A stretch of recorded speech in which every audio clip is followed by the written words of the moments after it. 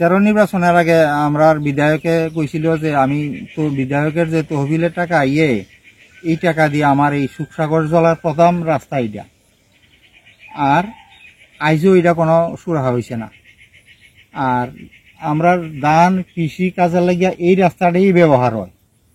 প্রথম আমরা খিলফাড়া গ্রামের লাগে এই রাস্তাটাই জলা যাইতে এইটাই ব্যবহার হয় প্রথম।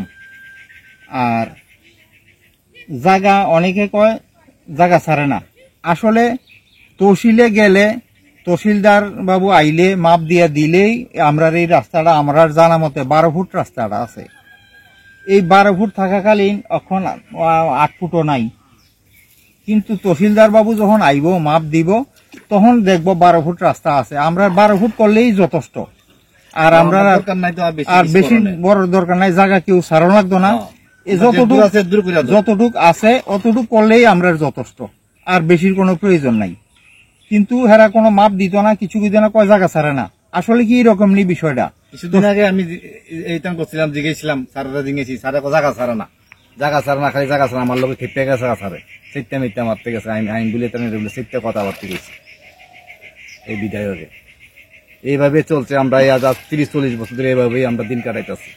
80 থেকে আমরা ভারী করছি, অবস্থা কোন সরকারই করছে না, কোন সরকারই করতেছে না, কোন সরকারই করছে না।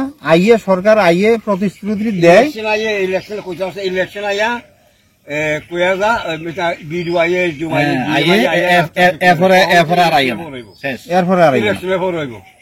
এই রাস্তার কারণে আমরা রাস্তার পোলাবেন স্কুলও যেতে পারে না।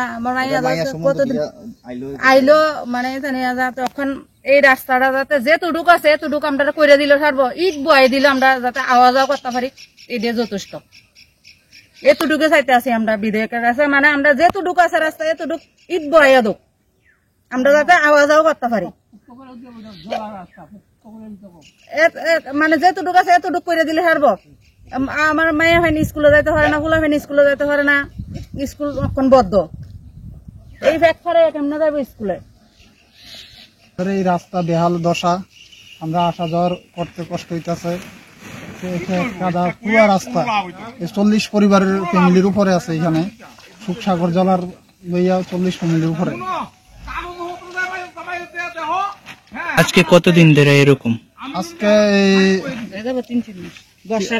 বর্ষা সিজনে 5-6 মাসে মনে হয় আমরা বর্ষার মধ্যে, আর না প্রত্যেক বছরে সিজনে সারা বছর এমন থাকে। এই নিয়ে কিছু জানানো হয়েছিল?